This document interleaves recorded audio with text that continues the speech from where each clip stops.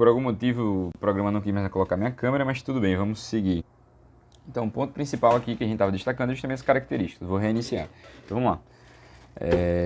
Quando a gente está falando de hipóxia, a gente está falando justamente do paciente que fica com agitação psicomotora, apesar justamente da hipercapnia ter alguns abalos musculares, que são as contrações aí presentes, né? Então, a gente está falando aqui de agitação psicomotora versus a narcose. Cadê? Calma. Versus a narcose, que é justamente o quê? Que é justamente o aparecimento aqui dessas características aqui da hipercapnia pelo excesso de CO2. Muito CO2 também causa o quê? Cefaleia. Então, paciente, por exemplo, que tem hipertensão intracraniana, ele tem muito cefaleia de manhã pelo acúmulo de CO2, tá ligado? Então a lógica é essa. Aí ele pode apresentar, o de hipóxia pode apresentar duas coisas em relação ao coração, pode taquicardia e hipertensão, ou então hipotensão e choque.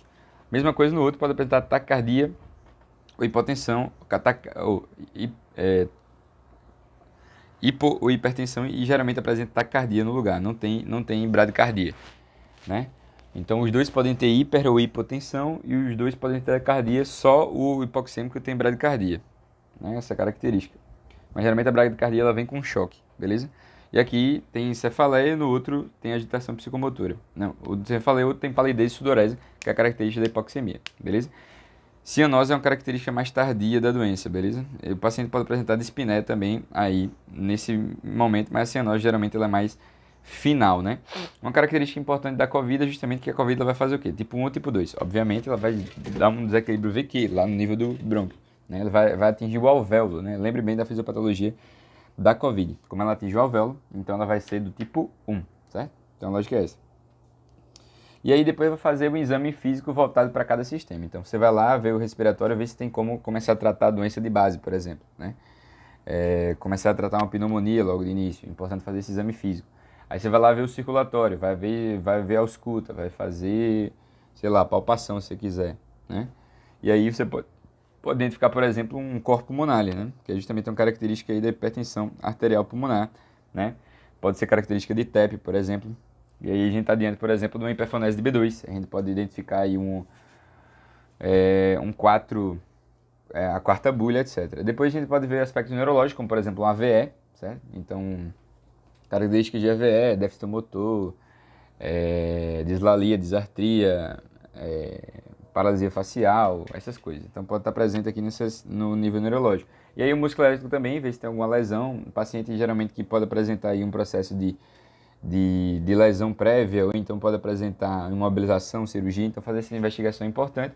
E aí investigar todos os sintomas no sentido de identificar algum processo de infeccioso que pode estar comprometendo a nível pulmonar, beleza? E aí a gente tem que fazer a gasometria arterial. Então o diagnóstico basicamente é da gasometria arterial. Então eu vou dizer se é tipo 1 ou tipo 2 através da gasometria. Se eu tiver justamente uma PaO2 abaixo de 60 a ambiente, então esse paciente ele tem o quê? Ele tem basicamente aí uma insuficiência do tipo 1. Se ele está acima de 45 a 50, ele vai ter uma PCO2 aumentada, então ele vai ter uma do tipo 2. Lembrar justamente aí que a PO2 ela pode ser normal em alguns indivíduos pelo cálculo de 109 menos 0,45 vezes a idade. Então o cálculo é justamente esse aqui, tá? Então vamos imaginar que o paciente tem 2 anos de idade, certo? Então ele vai ter, tem 20 anos de idade. Então se ele tem 20 anos, o que é que vai acontecer? Multiplica isso aqui por 20, vai dar exatamente 9, então 100 é o ideal dele, certo? Então a lógica é essa, que é a PaO2 normal, beleza? Então é importante considerar isso aí, né? Paciente que é retentor crônico, você vai de 50 a 55 para considerar normal. Muito importante ver um processo diferente, né? Que é justamente a relação FiO2-PaO2, PaO2-FiO2. Então isso aqui vai ser justamente quando tem uma oxigenação. O paciente chegou lá diretamente no pronto-socorro. Você vai lá ver a PaO2 e aí a enfermeira se apressou. Obviamente você estava apressado também, o paciente estava claramente no processo de insuficiência respiratória. Aí você vai lá medir a gasometria PaO2 lá em cima. Tá com 120 de PaO2, coisa linda. Aí você vai ver justamente a FiO2 está de 90, né? Que é a fração inspirada. No ambiente é 21, certo? E aí você tem que fazer a proporção. A proporção vai ser justamente a PaO2 dividida pela porcentagem, né? Dividir pela porcentagem é a mesma coisa que multiplicar pelo número decimal. Ou seja, vai multiplicar por um número bem maior. Então, aí eu vou fazer uma multiplicação. Vai aumentar esse valor, beleza? E o aumento desse valor ele é considerável aí, normal, acima de 400, né? Quer dizer que não tem nenhum shunt. Abaixo de 300 quer dizer que tem alguma alteração aqui presente. Então, abaixo de 300 quer dizer que já tem algum shunt, né? Entre 200 e 300. E aí eu vou ter um shunt aí de 10 a 15%, né? O normal é de 5 a 10%, na verdade, de shunt. E aí, se eu tiver abaixo de 200, aí eu já estou diante de hipoxemia mais grave, beleza? Que aí vai ter mais de 20% de shunt, geralmente eu vou ter que intubar esse paciente, ok? Então, FiO2 é consideravelmente importante aqui nesse sentido. Então, sempre considerar FiO2. Do ambiente é 21, certo? E aí você já pode fazer o cálculo com 60 mesmo, não precisa fazer o cálculo de FiO2 não. Então, a lógica é essa. E aqui está dizendo só enrolando em relação a isso, beleza? E aí eu estou adicionando justamente um pouquinho mais de pressão nesse indivíduo, estou fazendo uma fração inspiratória maior com o objetivo justamente de resolver esse processo aí de hipoxemia, beleza? Que está presente nos dois. Vamos lá. E aí tem outra confirmação diagnóstica que pode fazer pela diferença alveolar, né? Diferença alveolar arterial, que é justamente a diferença da PaO2 presente no alvéolo para PaO2 presente no arterial. E aí a gente não precisa saber esse cálculo aqui, né? O que é que você precisa saber? Você precisa saber uma informação importante. Na tipo 1, ela vai estar aumentada ou diminuída? Obviamente vai estar completamente aumentada, né? Essa é a diferença. O normal é até 10 de diferença, 10 milímetros cúbicos. Só que aqui, cadê? Deixa eu ver se é isso mesmo. Aqui, ó, 10 milímetros cúbicos. Mas aí na tipo 1, o que é que a gente vai acontecer? Como a gente tem uma diferença muito grande, não está oxigenando bem, o problema está nessa alvéolo capilar, então na tipo 1, o que vai acontecer é justamente que essa diferença ela vai estar acima de 10.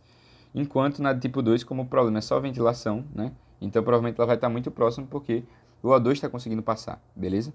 O problema vai ser só na questão da ventilação, que o problema é mais para o CO2. Então, serve para diferenciar o tipo 1 e o tipo 2, essa diferença, beleza? E aí, justamente, a gente tem esse quadro resumitivo muito lindo, que a gente consegue entender aí os mecanismos de hipoxemia e o que tem a cada um, né? Então, só deixando claro aqui, a hipoventilação é do tipo 1 e os outros tipos, tanto a difusão quanto o problema de VQ, quanto o shunt que a gente viu que é um problema de VQ também, que gera uma baixa de VQ, um VQ baixo, então justamente essa alteração que a gente vai ter. Vamos lá, vamos tentar criar um raciocínio. Eu tenho que analisar como é que vai estar o CO2 do meu paciente, eu tenho que avaliar justamente como vai estar o CO2 do meu paciente, peraí, deixa eu pegar um espaço aqui, como vai estar o CO2, como vai estar o O2, como vai estar a diferença, né, entre a PaO2 e o outro, e como vai estar aí a nossa queridíssima resposta ao O2, beleza? Resposta ao O2. Então eu vou analisar justamente, por exemplo, a hipoventilação, né? Então, o distúrbio de hipoventilação que gera hipoxemia, essa hipoxemia ela vai estar presente? Vai, é uma hipoxemia leve, beleza? Hipoxemia leve. Ou vai estar justamente normalizada, certo? Ou vai estar leve. E aí, geralmente é hipoxemia de pequena quantidade. E aí, obviamente, como eu estou hipoventilando, eu vou gerar o quê? Uma hipercapnia bem presente. Essa é a característica. Como é que vai estar a minha diferença? A diferença vai estar a mesma, né? Porque justamente o O2 está passando. Então, a diferença vai estar normal. E a resposta ao O2, o que? Ela é presente, ele responde bem ao O2. Justamente essa hipoxemia ela é corrigida, beleza? Se eu tiver um processo que a gente diz ser de difusão, né? O processo de difusão é muito parecido com a alteração VQ. Então, o CO2 ele vai estar como, né? Como geralmente eu vou estar fazendo hipercapnia para compensar, então eu posso gerar uma alcalose, né? Ou ele pode estar normal ou vai gerar alcalose. O O2 vai estar consideravelmente diminuído, certo? Vai ter uma hipoxemia bem mais considerável em relação à hipoventilação. O D vai estar alterado, ou seja, vai estar bem aumentada essa diferença, né? Porque eu estou gerando pouco O2 nessa região, então o arterial vai estar bem diferente. E ele responde também ao O2, e inclusive responde muito bem ao O2 nesses pacientes, certo? Quando a gente está falando de relação VQ, então qual é a alteração de relação VQ? Nesse caso aqui, provavelmente, como tem um shunt depois, a gente está falando da alteração VQ de caráter alto, que é a alteração VQ quando a gente fala a respeito do... São as características de ATEP, né? Que é a questão do espaço morto, por exemplo, choque, quando acontece, por exemplo, aí uma pressão positiva muito grande. Nesse caso aqui, o CO2, obviamente, ele vai estar normal, ele vai estar parado, porque justamente eu vou estar hiperventilando para compensar. A minha O2 vai estar bem baixa. A diferença, obviamente, vai estar alta e ele responde ao 2, ou seja, igualzinho a difusão, certo? Quando a gente está falando do shunt, aí o paciente ele vai estar com CO2 também baixo ou normalizado. A O2 ela vai estar muito mais baixa, porque aqui o problema de difusão ela é muito maior, certo? A diferença também vai estar alta e ele não responde ao 2. Por que ele não responde ao 2? Porque o problema do shunt é que justamente eu vou ter um alvéolo que não está recebendo oxigênio. Então não adianta colocar O2 se não tem espaço nessa região, beleza? Então o aumento do O2 não responde. O que é que eu tenho que fazer? Eu tenho que colocar o paciente em posição prona, para melhorar, portanto, aí esse problema, né? Melhorando o retorno venoso. E ao mesmo tempo eu tenho que garantir a intubação com pressão positiva. Então, a intubação com pressão positiva vai responder. A O2 terapia não vai responder nesses casos. Então, o paciente que tem shunt muito alterado vai ter essas características. Vamos ver se eu acertei, né? A gente conseguiu acertar aqui, conseguiu acertar aqui. A diferença vai estar bem aumentada, só o O2 que é diferente, né? Que aqui vai estar bem aumentada a diferença no shunt. E a resposta de O2 é o não. Então, a gente conseguiu lembrar de tudo. Aqui vai estar normal, né? CO2 aumentado, o O2 diminuído aqui porque tem uma hipoxemia leve na hipoventilação, como a gente já destacou bem, beleza? Então a lógica é essa. Aqui está basicamente repetindo o que a gente acabou de dizer, né? Diferença do distúrbio VQ entre o shunt, certo? Então beleza, né? Como é que eu sei que tem shunt? Eu vejo lá a relação FiO2O2, né? Lembra que abaixo de 200 eu tenho muito shunt presente no paciente, beleza? A lógica é essa. Então, aqui, causa de insuficiência respiratória aguda por hipoxemia. Isso aqui é desnecessário, porque a gente já estudou isso aí, né? Lembra que a gente já estudou? A gente já estudou o distúrbio VQ, já estudou o problema de difusão, né? Então, aqui a gente lembra muito bem que quando a gente tem um VQ alto, qual é o problema? O problema é a ventilação, né? Então, se o VQ alto não, o problema é a perfusão. Então, posso ter um TEP, pode ser um choque, pode ser um processo relacionado ao quê? Pode ser um processo relacionado a uma... Sempre me esqueço. A ventilação positiva muito alta. Se eu tenho um baixo VQ, né, o problema é a ventilação. Então aqui qualquer coisa que esteja impedindo do ar chegar no alvéolo. Então a gente pode ter o EAP, a gente pode ter a SARA, a gente pode ter COVID, pneumonias, certo? Tudo isso está relacionado. Edema agudo cardiogênico. Pode ser um colapso pulmonar, um pneumotórax, uma atelectasia, pode ser uma pneumotórax, atelectasia, pode ser um derrame pleural. E também a gente pode ter aquelas alterações relacionadas à asma, DPLC, tudo isso pode estar relacionado, beleza? Então, um trauma, né, que esteja dificultando aí a passagem do ar. Então, basicamente é esse, né? Então, a gente já viu isso aí, essa parte aqui está repetindo o que a gente já falou. E aqui, hipercapnia e hiperventilização, a gente tem justamente doenças neuromusculares, apneia de sono, impotência obstrutiva do sono, DPLC, crise de asma, a gente já viu que causa isso aqui, né? Lembrando que o paciente que tem DPLC, ele além de apresentar uma baixa no CO2, eu tenho que considerar também uma baixa no pH, porque ele já uma alta no CO2, né? Porque se eu tenho o CO2 já alto normalmente, no paciente com DPLC e asma grave, o que é que eu estou gerando? Eu já tenho um PCO2 alto, então tem que ver uma alteração de pH, mostrando que o paciente está complicando, ou então quando tem um aumento muito considerável do PCO2, aí acima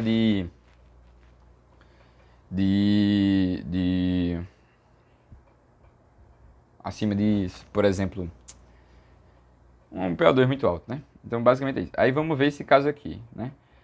Tá abaixo de 7,34? Tá, então tem uma acidemia, concorda? pH baixo. Esclerose lateral amiotrófica de espinéia intensa, beleza? E aí chegou no pronto-socorro como? Taquipneia e uso de musculatura acessória. Não tem nenhuma alteração aqui. Então provavelmente, se não tem nenhuma alteração aqui, o que é que eu estou diante? De um tipo 1, né? O problema está justamente no que? Na caixa torácica que não está funcionando, né? Ou, geralmente, provavelmente é um tipo 2, né? Então o pulmão está normal. Então está taquipneico, e aí eu vou lá ver. PCO2 altíssima, e aí justamente eu já tenho que caracterizar que é o tipo 2. Aí eu vou lá, eu tenho 66, já está acima de 60, então eu não tenho, né? Esse PO2 está um pouquinho abaixo, tem que considerar a idade dela, certo? HCl3- está em 26, aí vai de 22 até 26, então ele não tem uma alcalose, nenhuma acidose, está normal.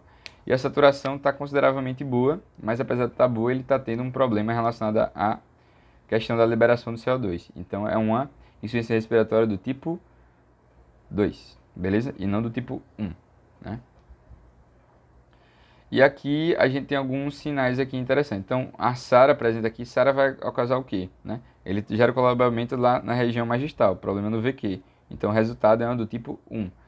Esse paciente aqui ele tem pneumonia grave, novamente, um enchimento alveolar do tipo 1, beleza? No caso, muito shunt no pulmão, deixa eu ver aqui. Aqui o paciente ele está com o quê? Ele está com a escoliose, então ele tem um problema de entrada, então ele tem o do tipo 1, só que ele tem infecção também, então ele tem tipo mista, 1 com 2. E a DPLC a gente já viu que sempre ocasiona mista, beleza? Agora vamos para o manejo, que é a parte mais complicadita, certo? Mas a gente tem que traçar justamente o objetivo desse manejo. Então, para que eu vou tratar o paciente nesse caso? Eu tenho que justamente dar oxigênio para ele com o objetivo de evitar complicações. E essa complicação ela vai ser relacionada com o quê? Com o processo da hipóxia e da hipercapnia. Os dois vão ter hipóxia? Vão. A primeira não vai ter hipercapnia, mas o paciente, né, não vai ter baixa, geralmente vai ter alta do CO2, né? Na do tipo 1. Mas a segunda tem hipercapnia e um pouquinho de hipóxia, beleza? Mas eu tenho que justamente aí aliviar minha musculatura. Quem vai ter a musculatura mais prejudicada? Obviamente o paciente que está tendo uma hipoventilação, né? Então, utilizar a ventilação vai ajudar esse paciente. Então, problema diafragmático é muito característico do tipo 2, por exemplo, né? Então, ele já tem um problema na ventilação. Então, a ventilação está prejudicada. Ele vai, geralmente, fazer uma taquipneia muito considerável, beleza? Mas, obviamente, a gente pode ter o paciente que teve do tipo 1 e acabou o quê? Acabou gerando um tipo 2 por consequência. Por quê? Porque ele acabou hiperventilando para compensar aí a liberação do CO2, né? Então, ou para compensar a hipóxia. Então ele acaba hiperventilando para compensar a hipóxia e gera, portanto, uma liberação de CO2 muito alta, gerando uma alcalose, certo? E aí essa hiperventilação ela pode fadigar a musculatura. Então eu quero aliviar a pressão sobre a musculatura, eu quero diminuir aí a sobrecarga do CO2, quero fornecer oxigênio suficiente, porque obviamente isso pode gerar comprometimento cardiovascular e a fadiga, né? Além de justamente manter segura a via aérea, né? Então aquele paciente que não tem capacidade de manter segura, manter a via aérea patente, não tem uma tosse possível, então ele não pode entrar jamais o quê? Ele não pode entrar jamais numa ventilação só, uma ou duas terapia, ele tem que entrar na ventilação mecânica, né? Então eu quero manter isso aí, normalizar o pH. Lembrando que, qual é a meta que a gente estabelece aqui? É eliminar o CO2 focando no pH. Se eu focar só no CO2 é um problema, porque aí eu vou descontar as alterações relacionadas ao paciente que está com DPOC. Eu não quero baixar tanto o PCO2 do paciente com DPOC, beleza? Ou com asma. Então, novamente, né? Eu tenho que manter a oxigenação, né? Tem que manter a oxigenação. Essa oxigenação considera a hipoxemia nos dois casos. A do tipo 2 é a mais importante nesse sentido, né? De manter a ventilação do paciente. Mas pode ser justamente uma do tipo 1 que gerou uma do tipo 2 gerando fadiga na musculatura, beleza? Então é isso, manter a segurança. Um paciente, por exemplo, que tem broncoaspiração, paciente neurológico, que não consegue manter o nível de consciência, ele pode broncoaspirar, então tem que proteger a via aérea desse paciente. Então, qual o principal objetivo no combate da tipo 1? Então, o objetivo é justamente eu elevar a minha PaO2 e minha SpO2, né? Então, saturação de oxigênio e minha O2 tem que estar elevada e combater a causa de base que está provocando a hipoxemia, beleza? No paciente que tem problema ventilatório, do tipo 2, eu quero melhorar a SpO2 também, eu quero melhorar o O2, porque eu estou com um problema nesse sentido. Mas o principal objetivo é reverter a hipercapnia que está acontecendo. Então, reverter a acidose respiratória, manter o pH normal, beleza? Então, nada mais importante do que eu não quero diminuir a PCO2, eu quero voltar para o pH, certo? pH é importante para o tratamento. E tentar reverter a causa justamente de hipoventilação. Então, a lógica é essa, beleza? Importante considerar a curva de saturação. Então, nota, depois que ela atinge 90 de saturação, não adianta aumentar tanto, porque se aumentar a saturação do paciente, o que é que está acontecendo? Eu não estou melhorando tanto aqui a PaO2. Então, chegou no nível de 60, já é o suficiente para manter o paciente saudável, com a estrutura perfundida. Então, basicamente, aí, o conteúdo arterial ele só precisa fazer isso e eu tenho que tentar oferecer o mínimo de oxigênio para evitar que ocorra o problema, certo? E aí, obviamente, naquele paciente que chegou com o taquipné, com as características dele, com uma frequência cardíaca não tão alta, o paciente que está consciente, que só está com hipercapnia, por exemplo, não está com hipóxia ainda, ou então só está com hipóxia e não está com hipercapnia, a frequência respiratória não está tão alta, o paciente não está diretamente dispneico, só está taquipneico, não está com a frequência de respiração maior do que 25, paciente que tem controle, tem um estado de nível de consciência bom, esse paciente eu vou tratar com O2 terapia, né? Então, paciente com O2 terapia, ele já começa recebendo aí esse tipo de apoio. Esse tipo de apoio ele vai conter 4 estruturas, que vai ser justamente o catéter nasal, a Venturi, que é justamente o máscara Venturi, que é a máscara de Hudson, catéter de alto fluxo, né, que é parecido com o catéter nasal, e aí a máscara com reservatório, né, máscara de reservatório, beleza? E eles vão ter uma diferença de FiO2. Então, o catéter nasal ele consegue aí fazer alguns litros, né? E aí, para cada litro ofertado, eu vou oferecer 3% aí para o paciente, né? Obviamente, eu não quero fazer um alto fluxo, principalmente no paciente que está com DPOC, né? Então, não vou colocar alto fluxo no paciente que tem DPOC. Então, aí eu vou fazer 3 litros. Se eu fizer 3 litros, o que é que eu estou adicionando? Estou adicionando 3% na FiO2 do ambiente. Então, esse é o exemplo que foi dado aqui, né?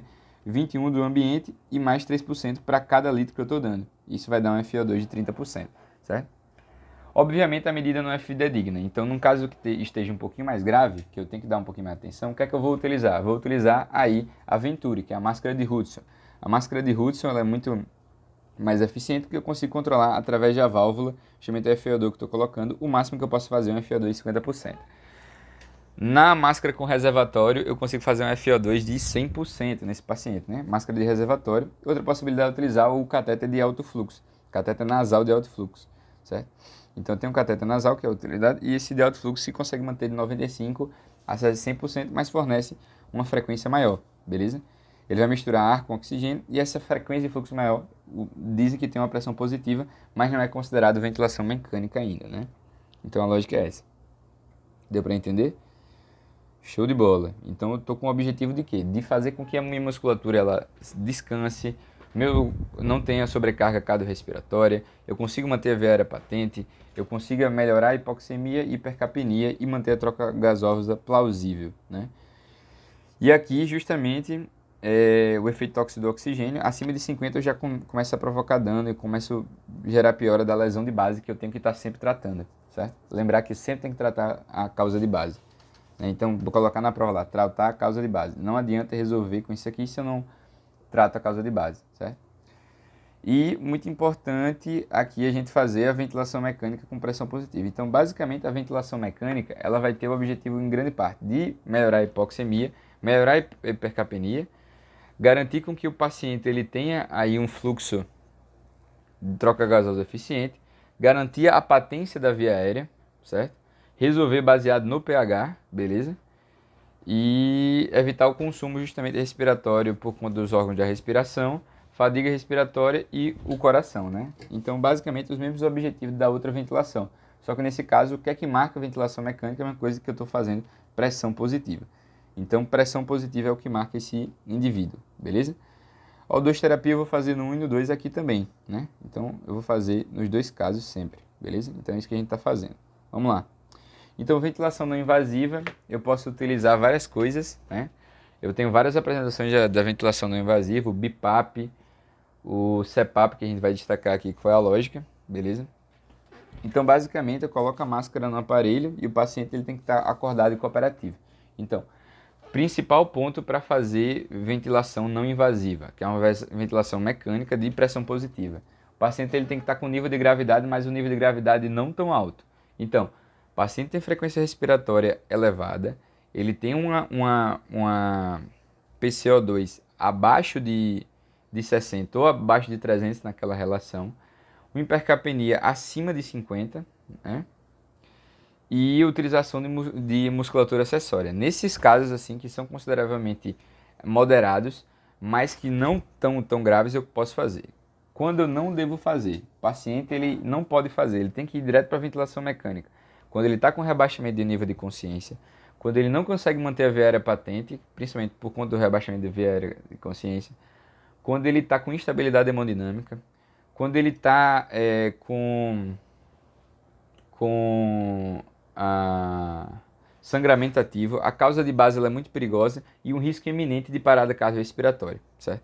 Então, se eu tenho risco de parada cardiorrespiratória, o paciente veio com angina já, o paciente veio com... Ele tem um ECG que está mostrando aí alterações, está com a troponina positiva. Então, esse paciente ele jamais ficará apenas sobre ventilação não invasiva, certo? Porque é melhor ele estar entubado quando tem uma parada cardiorrespiratória, não. Melhor não, é excelente, é o mais importante, beleza? Deu para entender a lógica? Então é isso aqui que a gente acontece, né? E ele tá com tosse eficaz, que é justamente a via aérea patente, certo?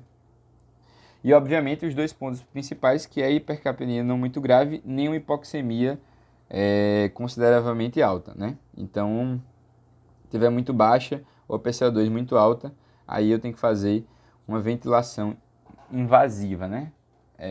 Ventilação mecânica invasiva. As contraindicações é justamente isso. Risco de PCR iminente, abdômen agudo, risco de gravidade muito grande, hemorragias, não, tudo isso que tem, né? PCR a gente falou, desorientação, agitação psicomotora, choque, incapacidade para vias aéreas, HDA e traumas de face é importante. Essa parte aqui eu esqueci, né? Traumas de face é importante. Então, paciente que não consegue, ele tem que ir pro tubo, não consegue manter a máscara, beleza? Então, basicamente é isso, né? Quais são as melhores coisas que se compensam com a VNI? A DPLC, ela é muito boa para VNI. A DPLC é muito boa utilizar a VNI e também a asma também é muito boa utilizar a VNI. Não, a asma não se tem muito, mas o EAP também tem muita recomendação pro VNI, principalmente o cardiogênico. A gente tem também outras indicações, como por exemplo aí, a SARA não é recomendado, em caso, e também para fazer desmame da ventilação mecânica. Caso o paciente tenha essa parte aqui não é tão recomendada, né? Que é justamente a extubação. O paciente extubou, piorou. É melhor você entubar de novo no lugar de fazer VNI. Asma, PAC grave, pneumonia de grida comunidade grave. Então, nesse caso, uso cauteloso, né? Benefício em DPLC, beleza? E aí eu tenho duas formas de fazer essa ventilação. Pode ser com BIPAP ou por CPAP. O BIPAP, ele vai fazer dois fluxos, né? O fluxo um fluxo por duas ondas de fluxo. Um fluxo na inspiração e um fluxo na expiração, certo? Ele é utilizado principalmente quando eu tenho hipercapnia, do tipo 2, certo? E aí, esse BIPAP ele pode ser utilizado justamente nessa ventilação não invasiva, beleza? Ele vai fazer uma pressão de ar aumentada na inspiração e na expiração. O CPAP ele é contínuo, ou seja, ele vai manter um fluxo contínuo, mantendo pressão positiva, tanto na inspiração quanto na expiração, certo? E a respiração aí do paciente ela é em grande parte espontânea. Ela vai servir justamente para tratar, por exemplo, a apneia do sono, né? Então, isso aqui, né? Então, o CPAP é de apneia do sono. Tem várias apresentações, tem nasal, tem de facial total, tem a cúpula. Então, basicamente tem nasal também, né? Tem alguns que são nasais exclusivamente, isso é uma característica importante. Explicar ao paciente isso aí, e caso o paciente ele não melhore com o VNI, aí eu vou fazer intubação orotraqueal sempre, beleza?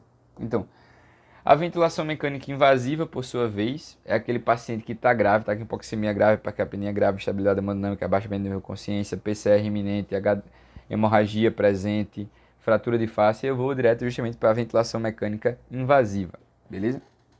E aí eu vou fazer o quê? Intubação orotraqueal, nasotraqueal, ou então nasotraqueal, orotraqueal, ou então a traqueostomia, certo? E a pressão positiva ela vai ser tanto na inspiração quanto na expiração. E aí ele vai parecer justamente aí um CPAP, né? E aí uma coisa que é importante a gente destacar é justamente, como a gente já falou, né? Fadiga muscular, instabilidade hemodinâmica. Sim, a única coisa que a gente pode considerar no rebaixamento de nível de consciência, né? O paciente que tem um rebaixamento de nível de consciência, às vezes pode ser justamente por conta da hipercapnia. Então nem sempre nesse caso eu vou fazer diretamente ventilação mecânica, certo? Invasiva. Eu posso considerar não fazer. Então, basicamente, são essas indicações, sempre tratando a causa de base e buscando fazer o desmame da ventilação mecânica. Toda vez que o parâmetro piora, quando eu faço o desmame, diminuindo aí, por exemplo, os sedativos, né? E tentar retirar do respirador. Toda vez que der isso, né? Aí vejo que o paciente está retornando à espontaneidade, eu tento fazer o desmame o mais rápido possível, principalmente quando normalizar a gasometria. Beleza? Obviamente, se ele piorar, volta para o tubo. Não tenta fazer ventilação não invasiva. Então, esse é o assunto de insuficiência respiratória aguda. Espero que tenha curtido. Um abraço.